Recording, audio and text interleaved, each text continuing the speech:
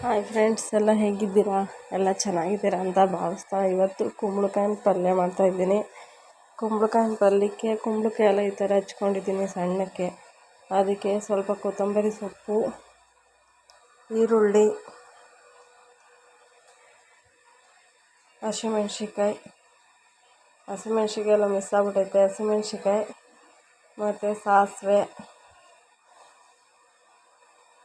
ಎಲ್ಲನೂ ರೆಡಿ ಮಾಡ್ಕೊಂಡು ಸ್ವಲ್ಪ ಉಪ್ಪು, ಹುಡಿ ಉಪ್ಪು ಹಾಕೊಳ್ಳಿ. ನಾನು ಅರಳಕ್ಕೆ ತೋರಿಸ್ತಾ ಇದ್ದೀನಿ. ಪುಡಿ ಉಪ್ಪು ಹಾಕೊಳ್ಳಿ. ಫಸ್ಟು ಒಲೆ ಮೇಲೆ ಒಂದು ಬಾಣಲಿ ಅಂದರೆ ಒಂದು ಬೋಸಿ ಇಟ್ಕೊಳ್ಳಿ. ಒಲೆ ಮೇಲೆ ಒಂದು ಬೋಸಿ ಇಟ್ಕೊಂಡು ಅದಕ್ಕೆ ಒಂದು ಸ್ವಲ್ಪ ಎಣ್ಣೆ ಹಾಕ್ಕೊಂಡು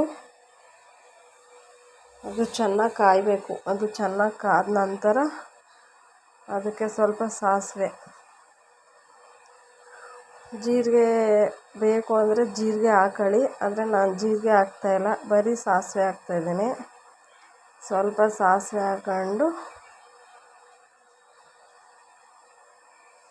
ಸ್ವಲ್ಪ ಸಾಸಿವೆ ಚೆನ್ನಾಗದು ಪಟ ಪಟ ಅಂತ ಸಿಡಿಬೇಕು. ಸಾಸಿವೆ ಸಿಡಿದ ನಂತರ ನೋಡಿ ಅದು ಸಿಡಿತದೆ ನೋಡಿ. ಅದಕ್ಕೆ ಸ್ವಲ್ಪ ಹಸಿಮೆಣ್ಸಿಕಾಯಿ,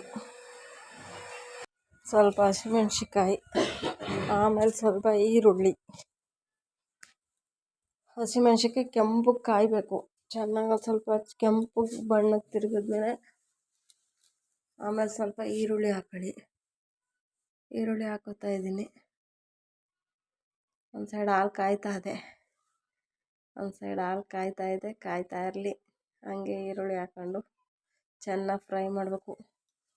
ಚೆನ್ನಾಗಿ ಈರುಳ್ಳಿ ಫ್ರೈ ಮಾಡಿದ ನಂತರ ಕುಂಬಳಕಾಯಿ ಹಾಕೊಳ್ಳಿ. ಸಿಹಿ ಕುಂಬಳಕಾಯಿ ಹಾಕೊಂಡು ಚೆನ್ನಾಗಿ ಅದನ್ನು ಬೇಯಿಸಿ. ನೀರು ಏನೂ ಹಾಕಬೇಡಿ. ಚೆನ್ನಾಗಿ ಬೇಯಿಸಿದ್ಮೇಲೆ ಸ್ವಲ್ಪ ಪುಡಿ ಉಪ್ಪು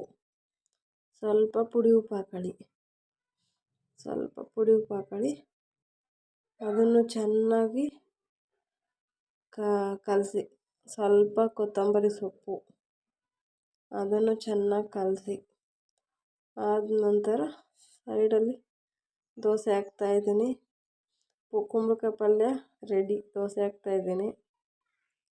ದೋಸೆ ಹಾಕ್ಬಿಟ್ಟು ದೋಸೆಗೆ ಕುಂಬಳಕಾಯಿನ ಪಲ್ಯ ಮತ್ತು ಚಟ್ನಿ, ದೋಸೆ ಮೂರನ್ನು ಹಾಕೊಂಡು ತಿಂದರೆ ಒಳ್ಳೆ ಕಾಂಬಿನೇಷನ್ ಚೆನ್ನಾಗಿರುತ್ತೆ. ಇಷ್ಟ ಆದರೆ ಲೈಕ್ ಮಾಡಿ, ಶೇರ್ ಮಾಡಿ, ಕಮೆಂಟ್ ಮಾಡಿ, ಸಬ್ಸ್ಕ್ರೈಬ್ ಮಾಡ್ಕೊಳ್ಳೋದು ಮರಿಬೇಡಿ. ಸಬ್ಸ್ಕ್ರೈಬ್ ಮಾಡ್ಕೊಳ್ಳಿ. ಮತ್ತು ನಾಳೆ ಮತ್ತೊಂದು ವಿಡಿಯೋದೊಂದಿಗೆ ಸಿಗ್ತೀನಿ.